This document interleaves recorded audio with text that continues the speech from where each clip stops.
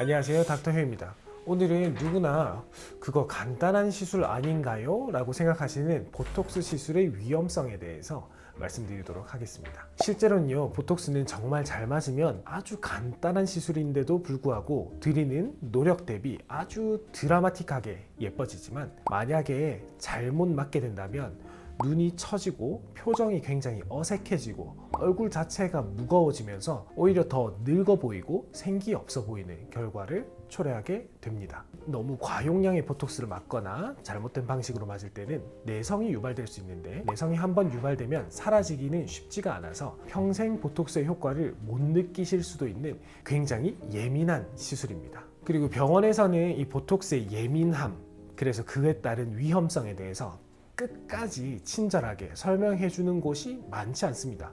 물리적인 시간도 부족하고 이걸 설명을 다 하다 보면 할 사람이 굉장히 적어질 수도 있기 때문입니다. 그래서 오늘 영상에서는 병원에서 일일이 다 설명드리지 못하는 보톡스의 치명적인 단점, 그리고 이걸 피하려면 여러분들께서 어떻게 해야 되는지 말씀드리도록 하겠습니다. 우리 보톡스는 왜 효과가 강력하면서 동시에 위험한가? 우리가 보톡스라고 부르는 거는 사실 이 상품명입니다. 우리 자동차 빵빵이를 클렉션이라고 부르는 것처럼 이것도 마찬가지로 오리지널 보톡스를 만든 엘러간이라는 회사의 이름이 보톡스고요. 보톡스는 보툴리눔 톡신이란 말을 줄인 겁니다. 보툴리눔 톡신을 한국말로 옮기자면 보툴리누스 균에서 추출한 독소입니다. 그 독소를 필터를 통해서 불필요한 물질, 불순물들을 제거하고 우리가 기대할 수 있는 것을 용량으로 표시해서 주사하기 쉽게 만들어 놓은 제품이고요. 대부분의 제품들은 가루 형태로 되어 있고 그 가루를 생리식염수에 녹여서 주입하는 방식의 제품입니다. 일부 수용액 제품, 그러니까 처음부터 생리식염수에 녹여져 있는 상태의 제품들도 있는데요. 그런 제품들은 산성도가 굉장히 강해서 통증이 좀 있기 때문에 인기도가 조금 떨어지고 있습니다. 이 독소 물질들은 근육의 신경 전달을 차단해서 근육이 움직이지 않게 하는 역할을 합니다. 그렇게 함으로써 근육이 움직이지 않으니까 근육의 움직임이 제한되고, 근육의 움직임이 제한되면 근육의 움직임이 만들어내는 주름들, 우리가 흔히 동적 주름이라고 하는 것들을 완화시키는 거고요. 그 근육이 움직이지 않으니까 근육의 크기가 줄어들게 됩니다. 얼굴에서 제일 큰 근육 중에 하나는 사각턱 근육이 되겠죠. 그 다음에 승모근, 종아리, 허벅지, 팔뚝에 근육이 많은 부분들을 보톡스를 주입해서 근육의 움직임을 제한하고, 그 움직임의 제한으로 인해서 근육의 볼륨이 줄어드는 거, 그게 보톡스 역할의 2번.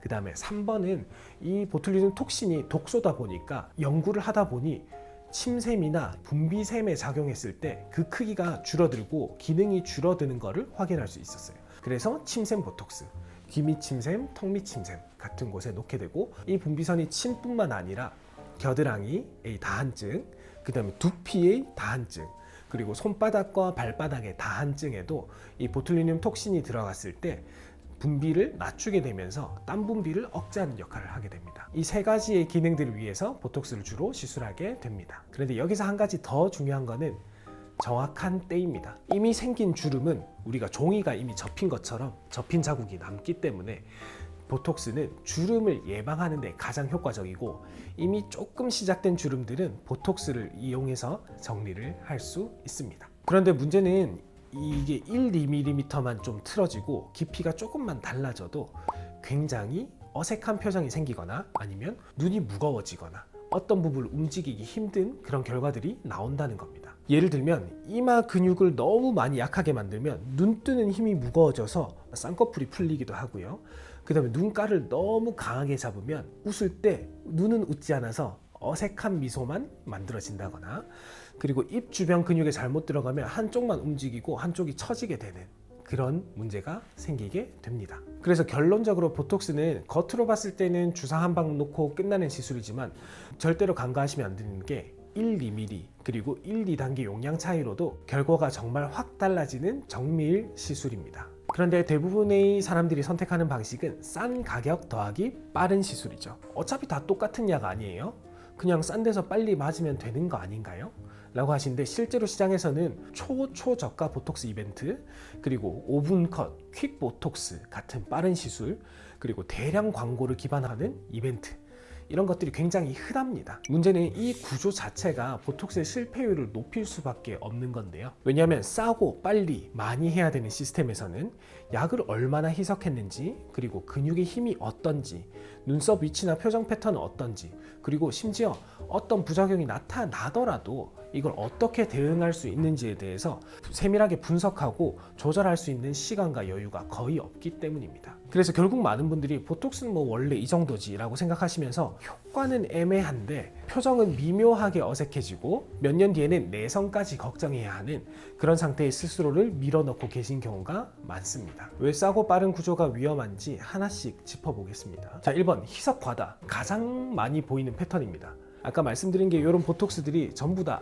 가루 형태로 거의 대부분 되어 있습니다. 그 가루 형태의 바이알에다가 생리식염수를 넣게 되죠. 우리가 희석을 많이 할수록 같은 용량의 보톡스 유닛의 비율은 줄어들겠죠. 그러면 효과가 있는 분들은 있고 없는 분들은 없어요. 근육이 민감하시거나 신경 차단이 민감하신 분들은 효과가 있을 거고, 없으신 분들은 좀 떨어질 수도 있죠. 이 사람이 효과가 나면 정량인 거고 효과가 안 나면 정량이 아닌 겁니다. 이 정량이라는 게 사람마다 조금씩 다를 수 있거든요. 여러분들께서 계속 반복적으로 맞았는데 효과가 없다고 생각하신다면 1번은 희석이 과다했을 가능성을 생각해 보시면 좋겠습니다. 그래서 이렇게 독소의 농도가 떨어져 있다면 애매하게 효과가 안 나서 우리가 계속 주사를 더 자주 하다 보면 보톡스가 내성을 유발하기 좋은 환경이 됩니다. 그래서 2번 표정 분석 없이 패턴 시술하는 거. 이 사람마다 이마를 얼마나 자주 쓰는지, 그리고 눈이 얼마나 처졌는지, 그리고 미간을 얼마나 자주 찌푸리는지 보톡스를 할 때는 아주 조금이나마 도움이 되거든요. 그래서 이마 근육이 약하신 분들은 사실 결국에는 이마 주름과 눈무검을 선택하셔야 돼요. 그런데 이 병원에서 이마를 당겨주는 이마 실리프팅에 대해서 상담이 가능한가, 이런 부분들을 종합적으로 확인할 수 있는 곳이어야지 여러분이 이마 주름도 없애면서 눈무검도 해결하는, 양쪽을 동시에 해결할 수 있게 되지, 그렇지 않다면 평생 이마 주름과 눈무검 중에 선택을 당하게 되실 겁니다. 그리고 이 모든 것들이 해부학적인 이해가 충분해야 되는 거거든요. 눈 아래, 입 주변, 팔자 주변 이런 부위는 정말 1-2mm, 0.5mm 정도로도 이게 표정이 달라지는 구간이에요. 그래서 이 부위는 해부학적 구조랑 근유, 섬유 방향을 좀 상상을 하면서 시술을 해야 결과가 좋아지게 됩니다. 정리해 볼게요. 보톡스는 잘만 사용하면 수술 없이 주름을 완화, 그리고 주름을 예방하고 노화를 늦추고 턱관절과 이갈이 증상까지 완화시켜 줄 수 있는 정말 매력적인 시술입니다.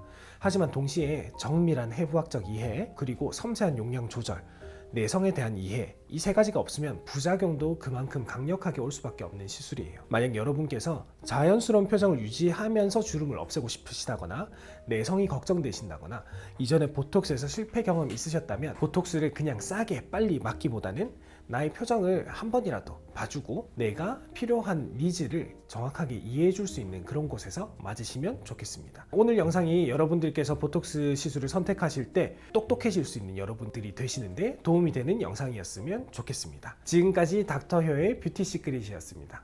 영상 봐주셔서 감사드립니다.